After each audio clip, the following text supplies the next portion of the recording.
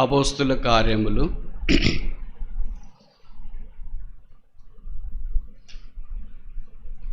12:24.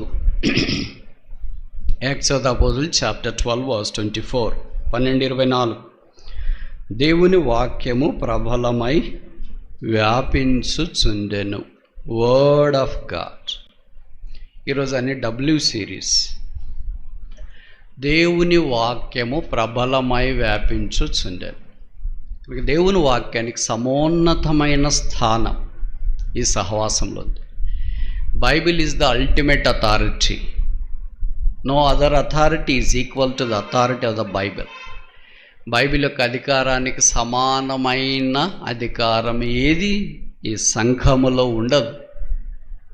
దేవుడు భక్సింగ్ గారికి అది నేర్పించినాడు. అలాగా ఆయన రక్షణ పొందక మునిపే కెనడాలో 1929 అనుకుంటా, ఎవరో కెనడాలో తనకు తెలిసిన ఒక స్నేహితుని అడిగాడు, నాకు బైబిల్ ఇవ్వు అని. మీరు బైబిల్ చదవరు కదా, నువ్వు ఎడ చదువుతావు బైబిల్ అని అంటే, ఇప్పుడు చదవాలనుకుంటున్నాను ఇవ్వు అంటే ఇచ్చినాడంట. ఆ బైబిల్ ఆయన తన గదికి వెళ్ళి మత్తయి సువార్త ఆరంభించినాడు. 3 గంటల్లో చదివాడు మత్తయి సువార్త. 2వ రోజు మార్కు లూకా చదివాడు. 3వ రోజు యోహాను సువార్త ఆరంభించాడు. 3వ అధ్యాయానికి వచ్చినాడు. అక్కడ స్ట్రక్ బ్రేక్ పడింది. నికోదేముతో ప్రభువారు చెప్పిన మాట, నీవు క్రొత్తగా జన్మించవలనని నేను నీతో చెప్పుచున్నాను. నీతో నేను, ఐ సే అంటు యు. అప్పుడు మోకరించి రక్షణార్థమైన వెలుగులోనికి వచ్చినట్లు పరిచయం. కనుక దేవుని వాక్యము రక్షణ లేని వారిని రక్షణలోనికి తీసుకొని వస్తుంది. ఆయన ఏ థియలాజికల్ కాలేజీకి వెళ్ళలేదు. But is in depth knowledge of the word of God is more than a theological or seminary director. ఆయన వాక్యం చెప్పడానికి నిలబడిన, వాక్య పరిచయాన్ని గురించి బోధించిన, చాలా దేశాల వాళ్ళు ఆయన ఆహ్వానించిన, యేసు పాదముల దగ్గర నేర్చుకున్న ఆ వాక్యం యొక్క సంపద, ఆ వాక్యం యొక్క ఐశ్వర్యము అలాగే హృదయంతరంగంలో జీర్ణించుకునేటట్టు ఉంచి. అందుకే కీర్తనకాడు అన్నాడు కదా, దేవా నీ వాక్యము లేదా నీ ధర్మశాస్త్రము నా ఆంతర్యములో ఉన్నది. ఐ హ్యావ్ హిడ్ దై లా ఇన్ మై హార్ట్. కనుక ఏకధాటిగా ఆయన వాక్యము చెప్పుట ఆరంభించేవాడు. బహుశా వీళ్ళు చాలామందికి తెలియకపోవచ్చు, అది 1941వ సంవత్సరం మే మాసం 13వ తారీఖు. ఇంకప్పటికి జోషామలో చెన్నైలోకి అడుగుపెట్టలేదు. చెన్నై మీదుగా వేసవి విడిది కలిగిన తమిళనాడులోని నీలగిరీస్ కూనూర్ అనే స్థలానికి ఒక లేడీ మిషనరీ ఆహ్వానం మేరకు బయలుదేరాడు. అప్పుడు చెన్నైలో కొంతమంది వచ్చి ఆయన ఆగమని చెప్పారు. కానీ ఆయనకి ఎందుకో నెమ్మది లేదని ఆయన ఆగలేదు. సరే ఒక రాత్రైనా మీటింగ్ తీసుకొని అంటే మీటింగ్ తీసుకోవచ్చు, కానీ స్థలాలు లేవు. అప్పుడు అందరు నిరాకరించినారు ఆయన్ని. ఎవరు ఆహ్వానించొద్దండి అని ఒక రెజల్యూషన్ కూడా పాస్ చేశారు పాస్టర్స్. ఎందుకంటే అప్పటికే చైనా మన్నించండి, చెన్నై కదిలించబడుతుంది. సరే, ఇప్పుడు భక్సింగ్ గారు ఒక పాస్టర్ గారి ఇంట్లో మీటింగ్ ఏర్పాటు చేస్తే, పాస్టర్ గారి ఇల్లు అంటే మాది చిన్నది అనుకోవద్దండి. మిషన్ కాంపౌండ్స్ ఉంటాయి, ఇప్పుడు మీరు చూసింటారు కదా, ఎకరాలు ఉంటాయి. అక్కడ మీటింగ్ ఏర్పాటు చేస్తే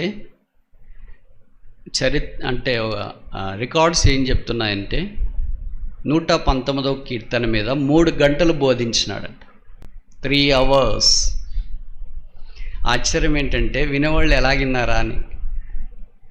బోధించేవాళ్ళు అంటే బోధించవచ్చు, అది కూడా స్టామినా కావాలి కదా 3 గంటలు బోధించాలంటే. అంటే వినేటట్లు బోధించేవాళ్ళు ఉంటే వింటారు, వినేవాళ్ళు ఉంటే బోధించేవాళ్ళు కూడా ఉంటారు. ఆ ఇద్దరు అప్పుడు ఉన్నారు అనుకుంటా.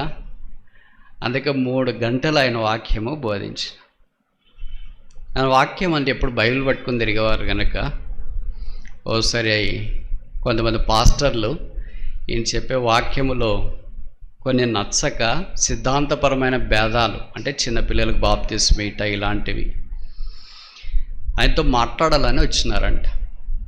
సరే, ఇలాగా మీటింగ్ అయిపోయిన తర్వాత రండి అంటే ఆయన రూమ్కి వెళ్ళారు. అప్పుడు ఆయన అన్నాడంటే ఏం వచ్చినారంటే మీతో కొన్ని బైబిల్ విషయాలు మాట్లాడాలని వచ్చినాము అన్నారు. అప్పుడు ఆయన అన్నాడంట let us open the Bibles అన్నాడంట. బైబిల్ తెరవండి అంటే ఉంటే కదా తెరవటానికి. ఆయన చెప్పాడంటే వెళ్ళి బైబిల్ తీసుకురండి మాట్లాడదామనంటే వెళ్ళారంటే ఇంకా రాలేదు. మరి మీ గోదావరి ఎక్కడైనా ఉన్నారేమో తెలియదు. So he never speaks anything out of the scriptures. Whatever he speaks use to fall in the frame of the scriptures. ఆయన ఏం మాట్లాడినా వాక్యమును అనుసరించి మాట్లాడడం ఆయనకు ఆనవాయితీ. అలాగే వాక్యం చెప్పాలని ఎన్ని ఆహ్వానాలు ఉన్నా ప్రభు ఎలాగ నడిపిస్తాడో, ఎక్కడ అక్కరుందో దాని గురించి వాక్యం చెప్పడం కూడా ఆనవాయితీ. అందుకే ఆయన వాక్యం వినటానికి ప్రజలు తండోపతండాలకు వచ్చింది. ఆయన నోటితో నుండి చెప్పే మాటలు కూడా ఏంటంటే I have more handicapness to speak the word of God.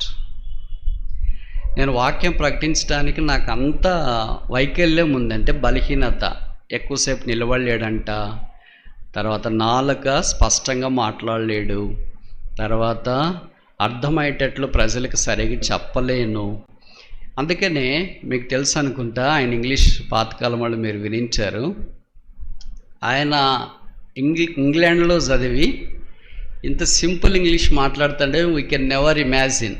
ఆయన మాట్లాడే ఇంగ్లీష్కి ఒక పేరు వచ్చింది, ఎబ్రోన్ ఇంగ్లీష్ అని. అందుకే ఆయన బాగున్నంత దాకా ఎబ్రోన్లో ఎవరు చూసినా అదే మాట్లాడేవాళ్ళు. Hi brother, how are you brother, praise Lord brother, and do come brother, are you going, అందరు ఇంగ్లీషే. ఇంకా ఎవరు కనిపించిన బుక్ రూమ్లో, ఆఫీసులో ఎక్కడ మాట్లాడిన వీళ్ళు ఎప్పటి నుండి వచ్చారబ్బా ఇంగ్లీష్ ఇంత మాట్లాడుతున్నారు ఏంటి అని అనుకునేవాళ్ళు. అంత సింపుల్ ఇంగ్లీషు ప్రజలకు నేర్పించినాడు. కారణం ఏంటంటే అప్పుడు భారతదేశం నల్లమూలల నుండి వచ్చేవాళ్ళు ఆయన ఉన్నాడని. అలాగే పాశ్చాత్య దేశాల నుండి చాలామంది వచ్చేవాళ్ళు కనుక సామాన్యమైన చదువు రాకుండా వెళ్ళే వాళ్ళకు కూడా ఆ ఇంగ్లీష్ క్యాచ్ చేయడం, అందరు ఇంగ్లీష్లో వాక్యం చెప్పడమే. ఇంగ్లీష్లో ఎబ్రో నుండి వస్తున్నాడంటే ఆయన ఇంగ్లీష్ స్పీకర్, ఆయనకి ట్రాన్స్లేటర్ కావాలి. విచిత్రం ఏంటంటే వాళ్ళే ట్రాన్స్లేటర్లు, వాళ్ళే స్పీకర్లు కూడా ఉంటారు. ఆ పరిస్థితులను బట్టి పొజిషన్ మారుతుంటారు. కనుక అలాగ భాషలు కొంతమంది హిందీ నేర్చుకున్నారు, ఉర్దూ హైదరాబాద్లో ఉంటారు కనుక ఆటోమేటిక్ వస్తాయి. అలాగా మల్టీలింగ్విస్టిక్ కల్చర్ ఆ ఎబ్రోన్ వాతావరణంలో డెవలప్ అవుతూ వచ్చింది. విచిత్రం ఏంటంటే ఇంగ్లీష్ రెండు రకాలు మీకు తెలుసు కదా. మొదటిది బ్రిటిష్ ఇంగ్లీష్, రెండోది అమెరికన్ ఇంగ్లీష్. బ్రిటిష్ ఇంగ్లీష్ ఎట్లుంటుందంటే చాలా టఫ్గా ఉంటుంది. షేక్స్పియర్ రాస్తాడు కదా, ఫ్రయాలిటీ దై నేమ్ ఈజ్ ఉమాన్ అంటే మనకి అంత అర్థం కాదు. అందుకే వాళ్ళు రాసేవన్నీ చాలా కాంప్లికేటెడ్గా ఉంటాయి. అమెరికన్ ఇంగ్లీష్ అంటే చాలా సింపుల్గా ఉంటుంది, చిన్న చిన్న సెంటెన్సులు ఉంటాయి. ఒకే లైన్లోనే 2-3 సెంటెన్సులు కూడా వాళ్ళు రాస్తారు. ఇది బ్రిటిష్ది అలా కాదు, 3-4 లైన్లు రాసినా ఇంకా సెంటెన్స్ అయిపోదు. అలాంటిది బ్రిటిష్ ఇంగ్లీష్. విచిత్రం ఏంటంటే మన ఇండియాలో బ్రిటిష్ ఇంగ్లీష్ అలవాటైంది, ఎందుకంటే వాళ్ళే పరిపాలన చేశారు కదా. ఇవి మనకు కాదు, నాకు తెలిసి 2 రావనుకుంటా.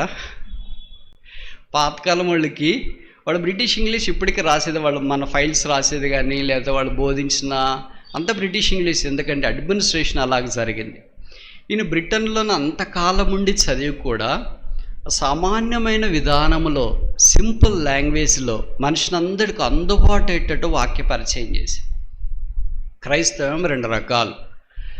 మొదటిది ఏంటంటే కార్పొరేట్ క్రిస్టియానిటీ, అంటే అంత హైఫై, తళుకులు బెళుకులు జిగిల్ అంటూ ఉంటాయి వాతావరణం, మనుషులు కూడా. రెండవది ఏంటంటే కామన్ క్రిస్టియానిటీ, సామాన్య మనుషుల యొక్క క్రైస్తవే. మార్క్స్ వార్తలో రాయబడింది, సామాన్య మనుషులు ఆయన బోధ విని సంతోషించుచుండరి. కనుక భక్సింగ్ గారు ఏం చెప్పారంటే దేశములో ఉన్నతమైన పాస్టర్ల సమావేశంలో వాక్యం ప్రకటించినాడంట, అంటే బిలిగ్రహం గారితో కలిసి. అలాగే స్లమ్స్, మురికివాడలు, బాంబే మురికివాడలు లాంటి స్థలాల్లో కూడా వాక్యం ప్రకటించినాడంట.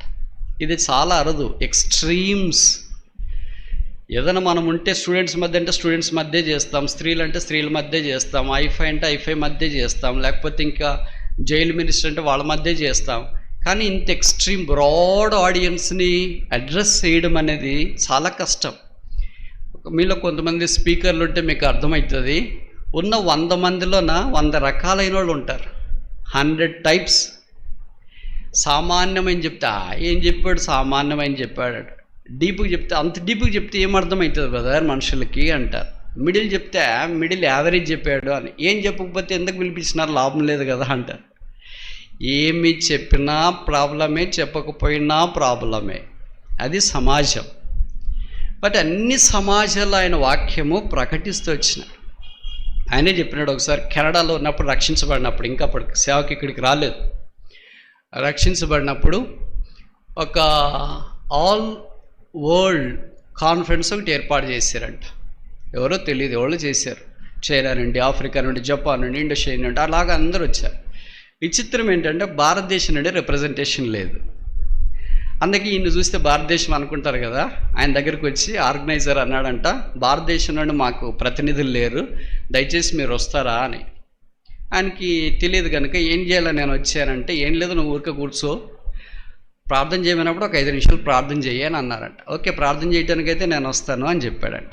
సరే అక్కడికి వెళ్ళిన తర్వాత ఏం చెప్పారంటే, ఎలాగ వచ్చావు కదా ఒక 5 నిమిషాలు సాక్ష్యం కూడా చెప్పు అన్నారంట. సరే సాక్ష్యం అయితే 5 నిమిషాలు నేను చెప్తానులే అని అన్నాడు. సరే ఆయన అవకాశం వచ్చింది. అప్పుడు ఆ ఈవెంట్ ఆర్గనైజ్ చేసి ఆయన అన్నాడంట, you can take your own time అన్నాడంట. యూజువల్గా ఫారెన్లో అట్లా ఉంటుంది, ఆల్ టైం స్లాట్ ఉంటుంది.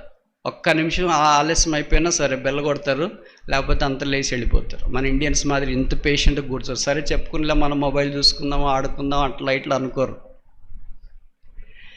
ఈయన స్టార్ట్ చేస్తే ఆ 30 మినిట్స్ చెప్పాడంట. అది రికార్డ్ చేసి రేడియోలో లైవ్ రేడియోలో ఎయిర్ చేశారు.